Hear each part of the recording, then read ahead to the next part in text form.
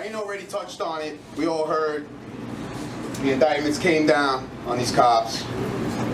But indictments don't really mean shit. We all know, you know, it's going to take convictions in the court of law, you know, for these guys to actually, you know, for people to finally get some justice, you know.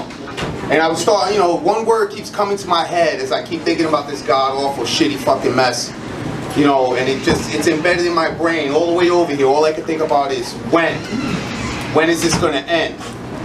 When are these police going to stop targeting our kids? When are they going to stop targeting us?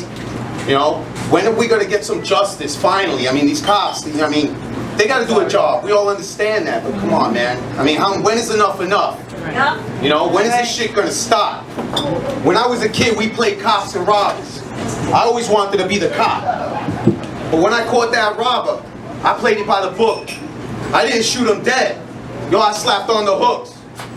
But the perception has changed, and things ain't the same. Now cops and robbers is a whole new game. There ain't no more freeze or stop in the name of the law. Now they empty the clip in our backs, and they let us bleed out on the floor. Another family's tears, another soul gone, snatched from this world, robbed of their years. And then the marches will begin, and the screams for justice will start. Oh, fucked up, my bad. You got it, baby, you got it. And then the marches will start, the marches will start, the screams for justice will begin, and your man Al Sharpton will appear, looking for another political win. Kissing hands and shaking babies is part of his game. He's still eating off of Dr. King's plate to feed his political name. As he hugs mothers on TV and tells them he shares their grief, he feels their pain. Anorexic motherfucker. You look like you hanging with Marion Barry smoking crack. I think I had more respect for your ass back in the day when you were still fat. All you gotta do is scream. The cop shot him dead, and this fool will come running with his fucking bobblehead. And this is the part that really breaks my heart. The part that just fucking, it just fucking makes me sick. All the marching and fucking screams and fucking bobbleheads. It won't amount to shit. Everybody in this room already knows how this shit's gonna go. The injustice system will put on their best dog and pony show. They're gonna trot out those cops, and they're gonna raise reasonable doubt, and those pigs will smile at each other in the courtroom while their blue brothers put them on their shoulders and cheer while they carry their asses the fuck out. It was a righteous kill, the politicized mafia is gonna say. And then they'll give them back their guns and their badges, and they're back on the street the very next fucking day. Land of the free, home of the brave, yeah. More like land where the innocent get sent to their grave. Eric Garner, 43, choked out in the street and sent to his death for allegedly selling loose cigarettes. Sean Bell saw cats rolling up, so he tried to peel out. Little did he know that they were pigs in a blanket, and that was the last car he got in. 50 shots later, he never got out. Nicholas Haywood Jr., 13, he was somebody's baby. He was somebody's son. He was killed playing cops and robbers in his hallway. His only crime? He was playing with a fucking toy gun. Amadou Diallo, 41 shots. Tim Stansbury, 19. Grinding his little job at Mickey D's, working towards his GED, unarmed and shot on his fucking rooftop. Ramarley Graham, 18. Cops got reports that he had a gun.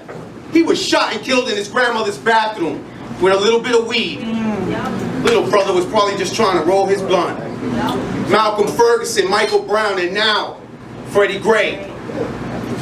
The names may change, but the result's still the same. Amen. Yes. Another dead body. Another cop walks. Another example of fucking. Oh, this shit just be fucking pissed. Sorry, give me a sec. I'm getting fucking pissed off here. Another dead body. Another cop walks. Another example of unjustified police misuse of fucking deadly force. And this shit keeps happening. Time after time. How long before your name's on that list? Shit, how long before it's mine? And when I'm just so fucking fed up and I can't take no more, I need some air. I gotta get my thoughts together. So I head out my front door. And as I watch the children running about, my eyes narrow and I focus on the one. And a smile creases my face when I realize that it's my son. And I watch him as he slowly extends his finger and then he gently raises his thumb.